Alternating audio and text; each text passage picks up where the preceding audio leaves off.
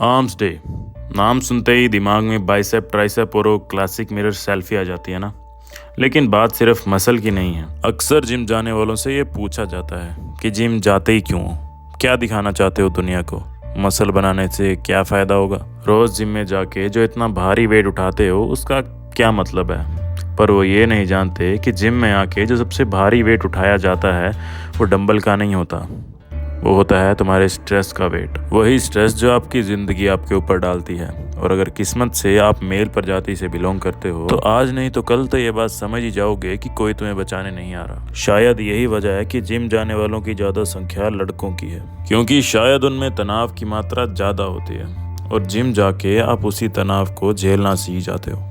सबकी लाइफ में किसी ना किसी टाइप का वेट तो होता ही है। किसी को करियर की टेंशन या कभी कभी अपने पेरेंट्स के एक्सपेक्टेशन का प्रेशर, और कुछ ज़्यादा कमज़ोर लोगों के लिए वही रिलेशनशिप में ब्रेकअप के चोचलों का वेट। और इन्हीं वेट्स को उठाने सीखने के लिए लोग जिम जाते हैं। जिम वो जगह है जहाँ तुम सिर्फ बॉडी नहीं अपना दिमाग भी ट्रेन करते हो। तुम ये सीखते हो कि कैसे अपने स्ट्रगल को रैप बाय रैप हैंडल करना है। अब आर्म्स डे का एक गोल्डन रूल होता है, कभी भी मिड सेट अपना डंबल मत छोड़ना, क्योंकि वो छोड़ दिया तो तुम्हारे अंदर एक नेगेटिव सीड प्लांट हो जाता है। लाइफ में भी कुछ ऐसा ही होता है। तुम्हें एक हाइट पे पहुंचने के बाद लगता है कि अब एक और कदम लिया तो पता नहीं मेरे साथ क्या ही हो जाएगा, या मैं एक और कदम ले ही नहीं सकता। लेकिन वही मोमेंट होता है जब तुम्हें खुद को प्रूव करना होता है। अगर तुम एक और कदम ले लेते हो तो शायद तुम अपने बगल वाले इंसान को नहीं हरा पाओगे, पर लेकिन अपने आप से ज़रूर जीत जाओगे। अब इसी के ऑपोजिट दूसरी तरफ तुम्हारे दिमाग में ख्याल आता है कि अगर मैं ना भी करूं तो क्या ही बदल जाएगा, मेरा कुछ घटने वाला तो नहीं है। तुम बिल्कुल सही हो, तुम्हारा कोई नुकसान नहीं होगा उसमें, तुम्हारी ज़िंदगी जैसी चल रही है वैसी ही चलेगी, पर लेकिन तुम कभी आगे नहीं बढ़ पाओगे। इस वीडियो को देखने वाले लोगों में से कुछ लोग जिम जाते होंगे और कुछ लोग नहीं जाते होंगे। अब पहले बात कर लेते हैं उन लोगों की जो जिम जाते हैं। आप जिम आए हो इसका मतलब है 90% ऑलरेडी जीत चुके हो। कितने लोग हैं जो बस प्लान करते हैं और वही प्लान कभी एग्जीक्यूट नहीं होता। तुम यहाँ पे हो मतलब तुम्हारे अंदर आग तो है, और यही आग तुम्हें अपने लाइफ में हर एक एरिया में लानी चाहिए। अब उनकी बात कर लेते हैं जो जिम नहीं जाते। अब मैं जिम क्यों जाता हूँ? देखो, कंसिस्टेंसी एक हैबिट होती है, और वही हैबिट अपने अंदर लाने के लिए आपको किसी एक फील्ड में कंसिस्टेंसी परफॉर्म करनी ही पड़ती है। और आपको पता भी नहीं लगेगा कि देखते देखते आपकी लाइफ में हर एक एरिया में कंसिस्टेंसी आ जाती है। अब मैं सिर्फ आपको जिम जाने के लिए नहीं बोल रहा, यहाँ बात सिर्फ जिम जाने की नहीं है, जिम कंसिस्टेंसी की है। अब आपको ये चीज़ आइडेंटिफाई करनी है कि आपकी लाइफ में ऐसी कौन सी चीज़ है जो आप पूरी कंसिस्टेंसी से फॉलो कर सकते हो।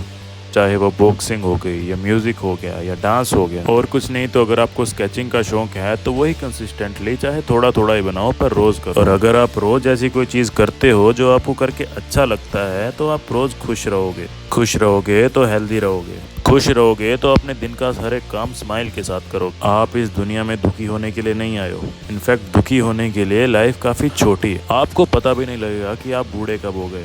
अगर दुखी रहोगे तो वो चीज़ भी जल्दी आ जाएगी, और उस टाइम बस बैठ के ये सोचोगे कि मैं खुश कब था, ये काम मुझसे क्यों नहीं हो रहा, और लोग मेरे बारे में क्या बात कर रहे हैं, यही सोचते रह जाओगे तो वो काम कभी कर भी नहीं पाओगे। इससे उल्टा अगर उस काम पे ध्यान दोगे तो एक ना एक दिन उसको क्रैक कर ही लोगे, नहीं तो ज़्यादा सोच के उस काम को एक दिन छोड़ ही दोगे। अब जिम पे वापिस आ जाते हैं। बात हो रही थी आर्म्स डे की। तुम आर्म्स डे पे सिर्फ अपने बाइसेप नहीं बना रहे हो, अपनी विल पावर को स्ट्रॉन्ग कर रहे हो।